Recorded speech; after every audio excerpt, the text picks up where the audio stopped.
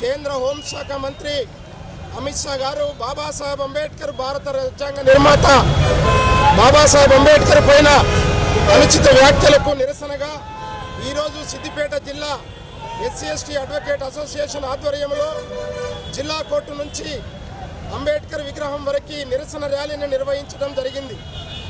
ఈరోజు మేము డిమాండ్ చేసేది ఏంటంటే బాబాసాహెబ్ అంబేద్కర్ రాసినటువంటి భారత రాజ్యాంగం మీదనే హోంశాఖ మంత్రి అయినటువంటి అమిత్ షా గారు ఆ బాబాసాహెబ్ అంబేద్కర్నే అవమానించకరే విధంగా మాట్లాడటం అనేటువంటిది అత్యంత దుర్మార్గమైనటువంటి విషయం అని చెప్పి మేము భావిస్తూ ఉన్నాం.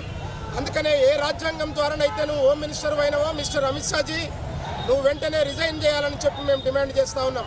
అంటే భారతదేశంలో ఉన్నటువంటి అట్టడుగు వర్గాల ప్రజలందరికీ వెంటనే బహిరంగ క్షమాపణ చెప్పాలి.